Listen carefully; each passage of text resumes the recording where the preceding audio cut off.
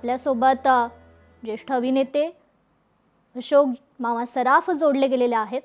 अशोक मामा, खरं तर अत्यंत दुःखद अशी बातमी आहे।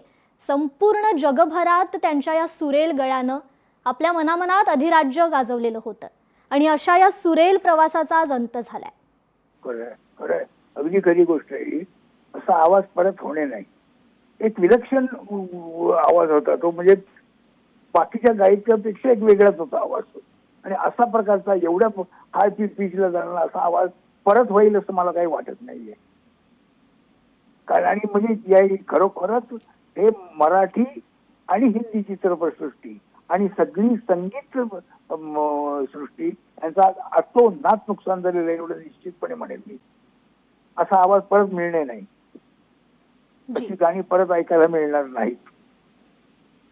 खरं तर असं कोणतंच गाणं नव्हतं जे त्यांच्या सुरेल आवाजात गायलं गेलं नसतं। असं कोणतंच गाणं नव्हतं। कितीतरी चित्रपटांमध्ये आशाताईंनी काम केलेलं आहे। तुमची एखादी आठवण आशाताईंसोबतची? नाही, मग तशी म्हणजे आमचं हे क्षेत्र वेगळंच पडायचं ना। संगीत म्हणजे वेगळंच पडायचं आमचं। पण असं अशी कधी भेट व्हायची नाही। पण एवढं होतं की त्या माझ्या जबरदस्त फॅन होत्या, एवढं मला माहिती आहे। कारण त्यांनी मला स्वतःहूनच सांगितलं होतं की मी तुमची जबरदस्त फॅन आहे म्हणून। त्यामुळे माझ्या दृष्टीने फारही आनंदाची गोष्ट होती असं मला वाटतं। तो आनंद कुठेतरी आता बंद झाला असं मला वाटतं।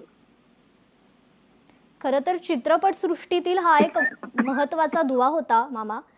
आशा भोसले यांचं गाणं एखाद्या चित्रपटाला जर लाभलं तर तो चित्रपट तेवढाच गाजायचा। त्यांचा सूरच तसा होता, त्यांचा आवाजच तसा होता। खरंय, अगदी खरंय।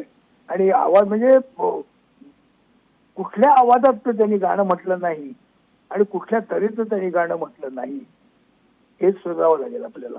सगळ्या प्रकारची गाणी असा त्यांचा आवाज फिरणारा होता। तुमचं एखादं त्यांच्या आवाजातील आवडतं गाणं?